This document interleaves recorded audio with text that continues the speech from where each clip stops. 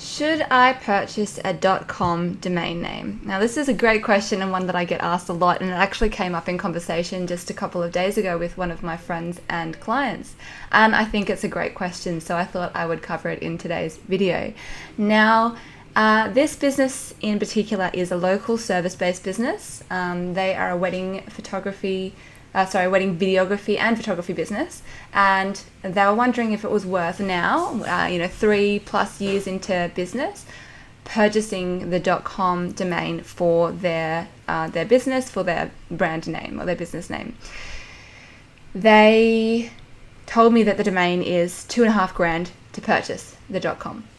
So in the case of this business is quite successful. They have 18 plus contractors or employees that they work with. So they've scaled quite nicely, quite quickly over the last few years. So is it worth, the investment of a couple of grand to purchase the .com when they already have the .com.au? And if they're going to purchase the .com, what should they do with it? My advice to this client was, unless $2,500 is not a lot of money to them, unless there's nothing else that they can think of that's going to, further their business with that $2,500, it's not really what I would consider a high priority for me if that was my business. Basically, when you look at a .com domain, you want to think of it from your customer's perspective. Now, in this case, their customer is a consumer in Australia. A consumer in Australia is used to purchasing from .com.au domains, whether that is clothes, whether that is services.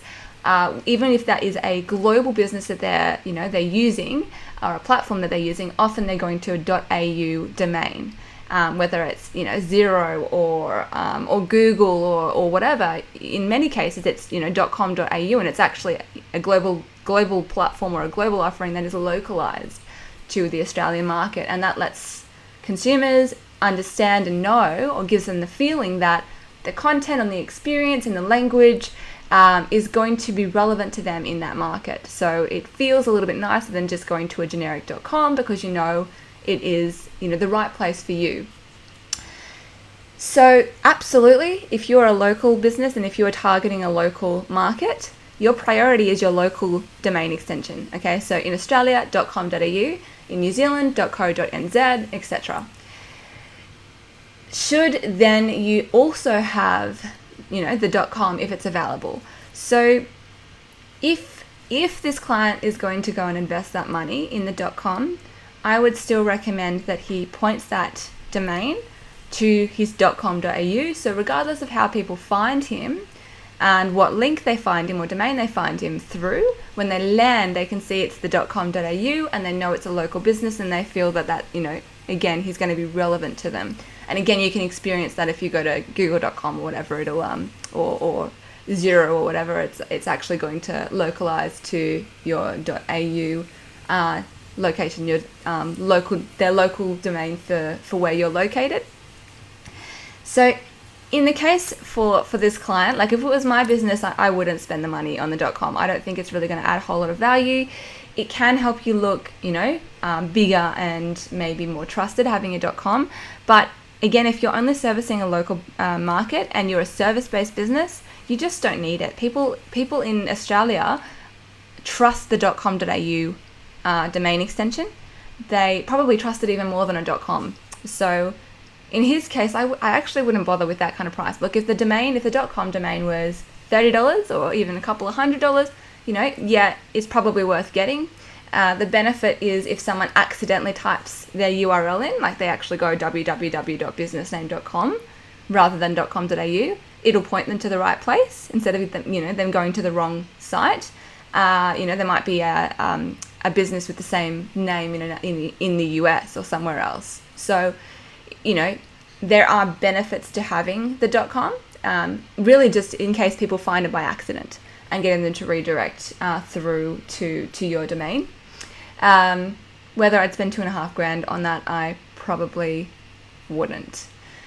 So that's for a local-based business. Now, again, if he can afford it, and if there's nothing else that he could be doing with that money, it's not going to be a bad thing. It means that if the small amount of people that are actually going www.hisbusinessname.com by accident, which is not going to be many people. Most people are clicking links or they'll type in his domain name, like business name, in the search field on Google, it'll automatically point them to the URL, or when you see the drop down, it'll probably have the correct URL listed as a recommended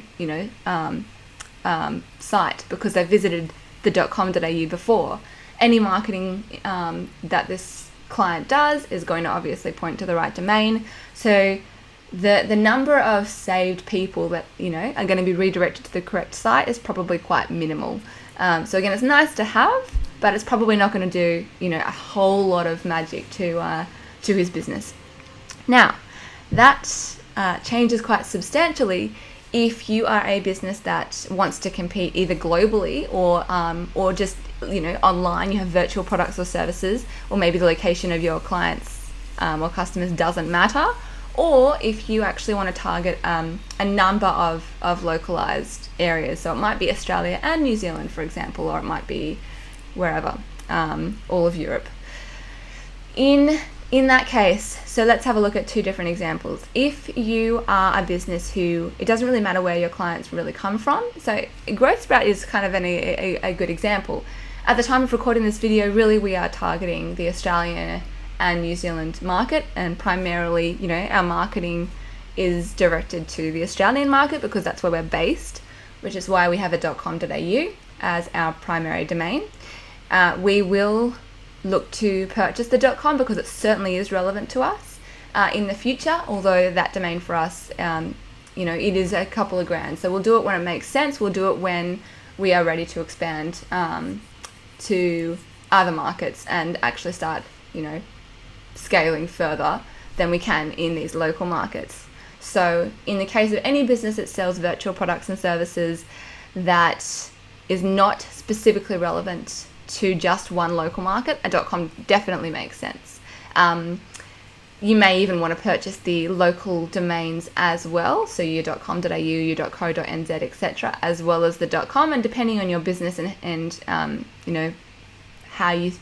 how you've set your business up and what your goals are, will depend on how you'll use those domains. So whether you'll get everything to point to the .com, or like explained previously, you might have your .com as the main one, but then once someone lands there, they're automatically redirected to their local domain, which will be particularly important if you actually end up, creating specific content or different websites, etc., for people in those localized domains. So for example, you might have a different homepage for people in Australia versus New Zealand, and that's getting a whole lot more complex, but that's something that you could look at doing if you had those multiple domains and you were targeting people across multiple countries.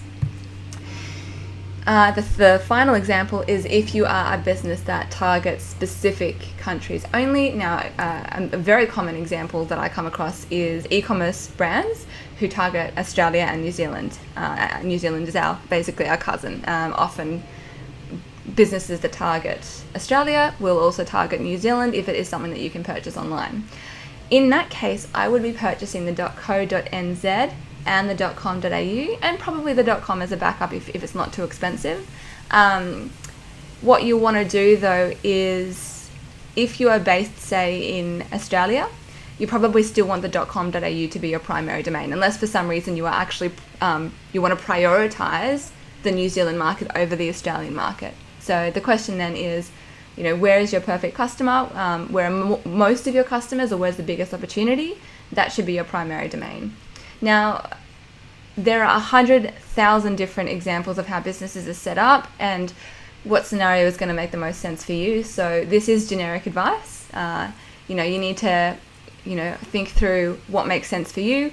But hopefully that helps. The .com domain is trusted. People do trust it. But I'd always prioritize a local domain if you are targeting specific local markets. Always prioritize a .com over other domain extensions like, .biz or .info or, whatever else there might be. There's so many out there now, because they're less trusted, and they can also be often more commonly used for spam and for, dodgy businesses, dodgy sites, etc. So not only will people not trust it as much, Google will not trust it as much either. So your .com and your local domains are absolutely your priority. Everything else I would kind of just leave alone unless there's a reason that you need some other domain. Like if you're a government organization, you'll need a .gov. If you're a charity, there's an extension for nonprofits. If you're an education institution, you might want .edu. So there's a couple of examples where other domain extensions are still going to be trusted by Google and by people, and it makes sense. But a lot of them I would be very careful of. Two that I've seen used successfully in the tech space are .co and .io when they haven't been able to purchase their .com domain, at least in the short term. And in many cases, as those tech businesses have grown and expanded, and as they've had more revenue, they've been able to purchase the .com, which might have cost them 30 grand or 5 grand or whatever it might have been. But often I have seen tech businesses start with the .io or .co while they're just, testing the market, making sure that this makes sense, and when they don't have the money maybe to invest in a very expensive .com domain. But many times they will actually look to purchase the .com as they scale and as they can in the future. So try and avoid anything else. If your business name isn't available for your priority domains, whether that's .com or .com.au, or you might want a couple of them, what should you do? This is a very very good question. If your actual business name isn't available in the domains that you want to be careful. You may actually want to end up purchasing a couple of domains. You want to make sure that people can find you easily, and you want to make sure if people are searching on Google, etc., find the right place. So I guess the best advice I can give you, and again, it's going to depend on each business, but try and be consistent. So if the domain isn't available, it's probably pretty likely that your Instagram handle isn't going to be available and your Facebook handle isn't going to be available, because probably someone else owns that, that business name somewhere else. So whatever you decide to use for your domain, use for those other platforms if you can as well, for consistency. And just make sure it makes sense. So, if your business name is,